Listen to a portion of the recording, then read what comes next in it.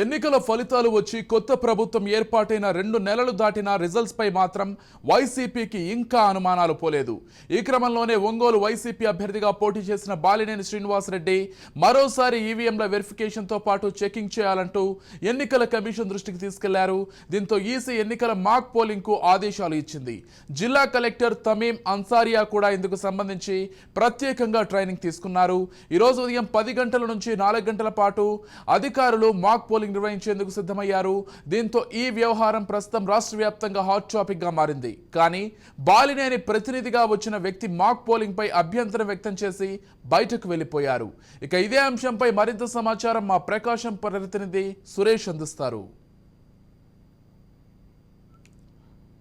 2024 ఎన్నికలకు సంబంధించి ఒంగోలు మాజీ ఎమ్మెల్యే మాజీ మంత్రి అయిన బాలినేని శ్రీనివాసరెడ్డి తనకు కొన్ని అనుమానాలు ఉన్నాయని చెప్పి ఎలక్షన్ కమిషన్ ఆఫ్ ఇండియా దృష్టికి అయితే తీసుకెళ్లిన పరిస్థితి ఉంది. అయితే ఎలక్షన్ కమిషన్ ఆఫ్ ఇండియా ఏదైతే సుప్రీంకోర్టు గైడ్లైన్స్ ప్రకారం ఒంగోలు అసెంబ్లీలో ఏదైతే పోలింగ్ స్టేషన్స్ ఉన్నాయో అందులో 5% అంటే 12 పోలింగ్ స్టేషన్లకి తిరిగి వెరిఫైయింగ్ రీచెక్ చేయాలని చెప్పి ఇప్పటికే జిల్లా కలెక్టర్కి అయితే ఆదేశాలు చేస్తుంది. దీనికి సంబంధించిన డబ్బులు కూడా కొంత కట్టాలని చెప్పి కూడా బాలినేనికి చెప్పిన పరిస్థితి ఉంది. ఇప్పటికే ఆయన కూడా 5 లక్షల మేర దానికి సంబంధించిన డబ్బులు కూడా ఎలక్షన్ కమిషన్ ఆఫ్ ఇండియా కట్టిన పరిస్థితి ఉంది. అయితే ఈ రోజు 19, 20, 21, 22 ఈ 4 రోజుల పాటు అంటే 3 పోలీస్ స్టేషన్ చొప్పున వెరిఫై చేయాలని చెప్పి జిల్లా కలెక్టర్ తమీం అన్సారియాకి అయితే ఎలక్షన్ కమిషన్ ఆఫ్ ఇండియా ఆదేశాలు అయితే జారీ చేసింది. దానికి సంబంధించిన ప్రక్రియ కూడా ఈ రోజు ఉదయం 10 గంటలకు అయితే ప్రారంభమైంది. అయితే ఎవరైతే ఈ బాలినేని శ్రీనివాసరెడ్డి అయితే డైరెక్ట్గా హాజరు కానప్పటికీ ఆయన తరపున మరో వ్యక్తి అయితే ఆయన తరపున ప్రతినిధిగా హాజరయ్యారు. అయితే వాళ్ళు చెప్పింది ఏంటంటే ఇక్కడ ప్రస్తుతం అయితే కలెక్టర్ గారు అయితే election commission of guide lines అయితే ఏవైతే ఉన్నాయో ఎస్ఓపి గైడ్ లైన్స్ దాని ప్రకారం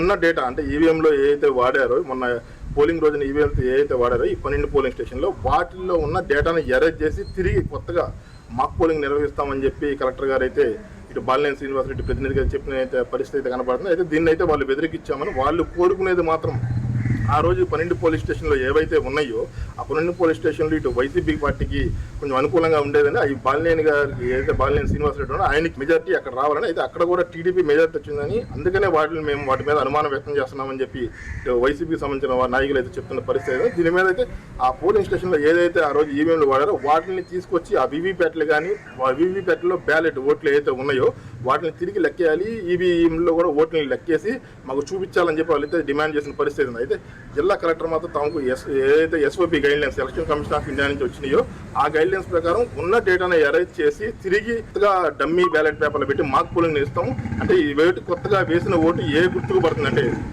ఒక ఓటు వేస్తే ఆ గుర్తుగా పడుతుందా లేకపోతే ఇతర పార్టీ గుర్తులు పడుతున్నాయా అనేది మాత్రమే మేము చెక్ చేసి రిపోర్ట్ ఇస్తాం తప్ప అట్లా ఏదైతే మళ్ళీ రీకౌంటింగ్ అంటే వైసీపీ వాళ్ళు అడుగుతున్నారో బాలినేని శ్రీనివాసరెడ్డి ప్రధానంగా అడుగుతున్నారు రీకౌంటింగ్ మాత్రం చేయమని తమకు అలా విధమైన గైడ్ లైన్స్ అయితే రామని చెప్పారు. దీంతో వాళ్ళైతే వైసీపీకి సంబంధించిన బాలినేని ప్రతినిధిగా వచ్చిన వ్యక్తి అయితే దీన్ని అయితే మాకు ఇదైతే అవసరం లేదు, మేము అడిగేది అయితే రీకౌంటింగ్ కావాలి, అట్లా అయితే చేయండి, లేకపోతే డేటాను మాత్రం ఎరేజ్ చేయొద్దు అని చెప్పి అయితే రిటర్న్గా ఒక స్టేట్మెంట్ అయితే కలెక్టర్ గారికి ఇచ్చి వెళ్ళిపోయిన పరిస్థితి దాన్ని బాయ్కాట్ చేసిన పరిస్థితి కనబడుతుంది. దీని మీద అయితే కలెక్టర్ గారు కూడా తిరిగి ఒక రిపోర్ట్ తయారు చేసి మేము ఎలక్షన్ కమిషన్ ఆఫ్ ఇండియా పంపిస్తామని చెప్తాం. మరోవైపు చూసుకుంటే బాలినేని శ్రీనివాసరెడ్డి దీని మీద ప్రస్తుతం హైకోర్టులో కూడా ఒక పిల్లు వేసిన పరిస్థితి. అయితే అది ఈ రోజు విచారణకు వచ్చినప్పటికీ దాన్ని మళ్ళీ తిరిగి రేపటికి వాయిదా వేసిన పరిస్థితి ఉంది. అయితే రేపు హైకోర్టు ఏదైతే డైరెక్షన్ ఇస్తుందో ఆ డైరెక్షన్ ప్రకారం ఇటు అధికారులు నడుచుకునే పరిస్థితి అయితే కనబడుతుంది.